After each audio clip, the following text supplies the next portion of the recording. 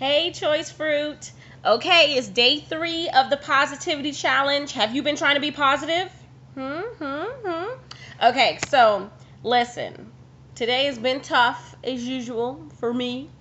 I've had a tough day. But I'm feeling positive. I am. I'm really not lying. I'm pretty truthful. I know most of you don't know me that are watching this, but I'm pretty honest, and I'm actually feeling positive. This is only day 3, so I'm excited about this.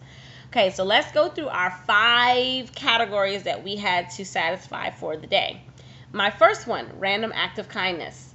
I decided that today I would drop a line to a previous coworker / friend and just reach out to her and say hello. I missed her, and just wanting to communicate that. So often we have friends or family, sometimes coworkers that we've met along the way that you really did make a good connection with, but life gets so crazy and busy and you forget to keep in touch.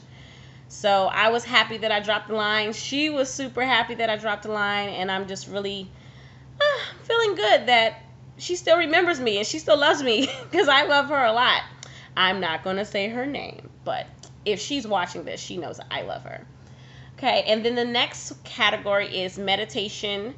And again, for Christians, we're substituting meditation for prayer, time with God. It can be reading the Bible. It could be listening to a sermon or listening to something related to scripture or about God. And it could just be praying, right? That's also meditation. Okay, so today I spent my time listening to 105.1. And don't let me misquote. I can't remember even the names of the shows, but I listened to about 2 of them. I listened from 6 a.m. to about 7:30.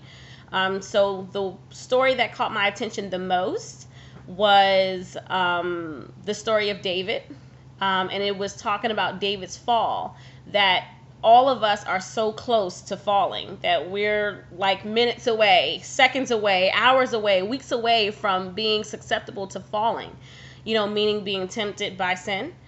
And he was going over the story of David and how he, was not at war when he was supposed to be at war, and that he had left his men behind.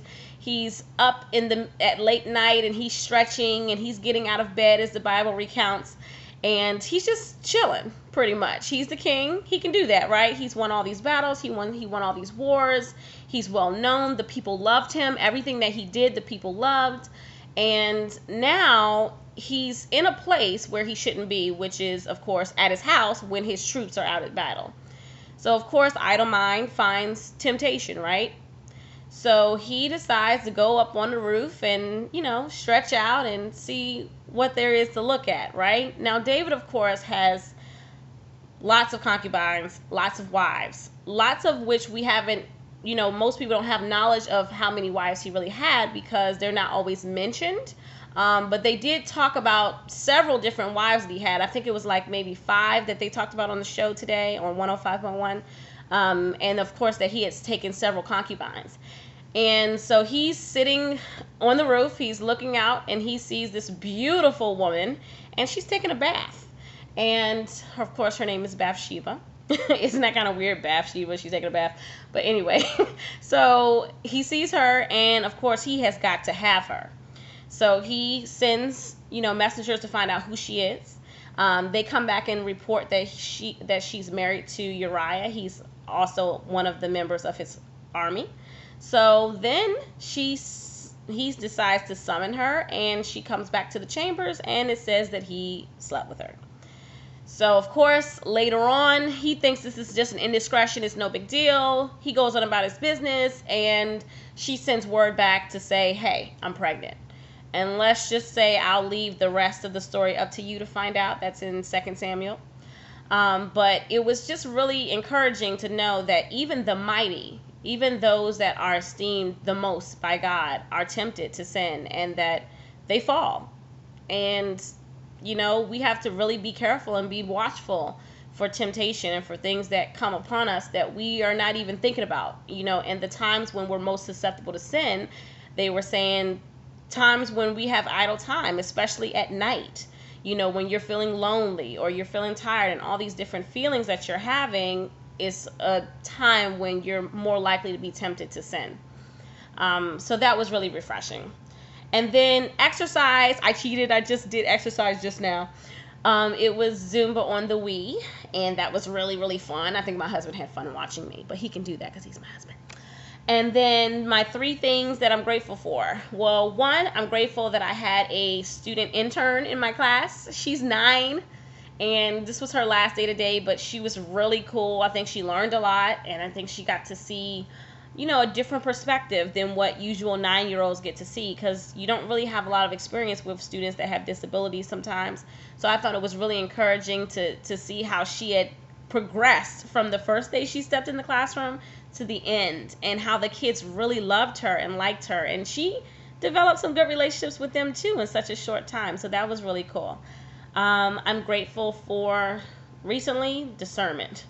There have been a lot of things going on in my midst, and it's nice just that God gives me clarity on who I can trust, what the motives are, and what to watch out for. So I thank God for that. I'm really grateful for that.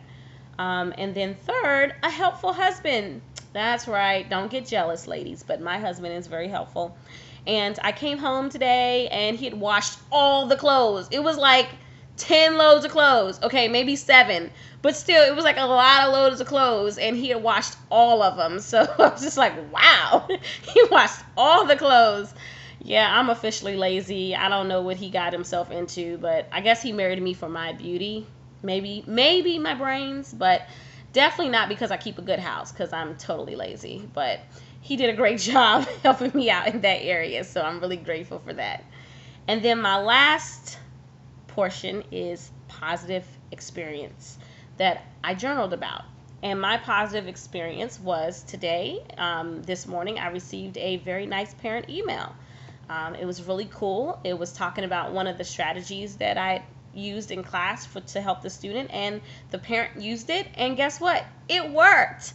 So that made me feel really good. It's always nice in a job where I really do feel underappreciated most of the time. I'm really happy to know that every now and then someone appreciates me. Isn't that what we all want, to be appreciated? So anywho, I'm feeling positive. Out of 1 to 10, I'd say I'm about 7. So that's pretty good. I'm about 7. That's pretty good. So I would say continue the good work. Don't forget to comment, to like, and to share, and to make sure that you're continuing to do the 5 key points to our positivity challenge. And I look forward to seeing you guys tomorrow. Bye.